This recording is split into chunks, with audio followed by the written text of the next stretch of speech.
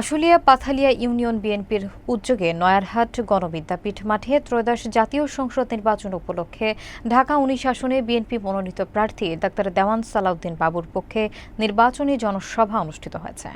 বিস্তারিত দেখুন ডেস্ক রিপোর্টে। পাথালিয়া ইউনিয়ন বিএনপির সভাপতি আব্দুস সোবাহান এর সভাপতিত্বে প্রধান অতিথি ছিলেন ঢাকা ১৯ আসনে বিএনপি থেকে মনোনীত প্রার্থী ডাক্তার দেওয়ান সালাউদ্দিন বাবু।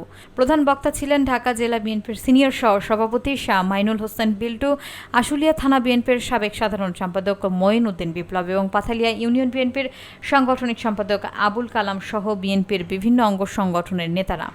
অনুষ্ঠানটি সঞ্চালনা করেন আশুলিয়া থানা যুবদলের সাবেক সভাপতি রকিব দেওয়ান রকি। বিকেলবেলা নির্বাচনী জনসভা অনুষ্ঠিত হওয়ার কথা থাকলেও দুপুরবেলায় মাঠ কানায় কানায় পরিপূর্ণ হয়ে জনসমুদ্রে পরিণত হয়। বিএনপির বিভিন্ন অঙ্গ সংগঠনের নেতাকর্মীরা দলে দলে মিছিল নিয়ে সমাবেশ স্থলে আসতে থাকে। আবুল কালাম বলেন, দীর্ঘ ১৭ বছর আওয়ামী ফ্যাসিস্ট সরকারের সময় সালাউদ্দিন বাবু ভাইয়ের নির্দেশে আন্দোলন সংগ্রামে রাজপথে ছিলাম।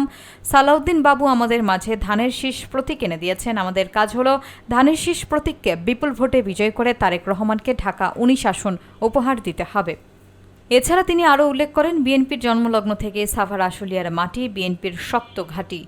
জনগণের ভালোবাসা এবং ভোটের মাধ্যমে আগামী দিনে বিএনপি রাষ্ট্র ক্ষমতায় অধিষ্ঠিত হবে।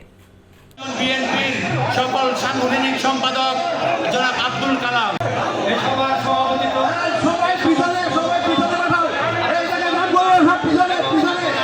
মানুষের নেতা বাবু ভাই, স্টেজে যারা আছেন নেতা, তাদেরকে আমার সালাম ও শুভেচ্ছা এবং সামনে যারা আছেন তাদেরকে আমার সালাম।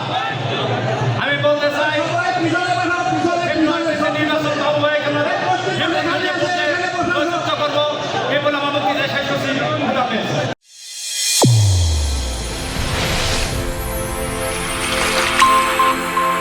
চ্যানেল A1 হৃদয়ের স্পন্দন।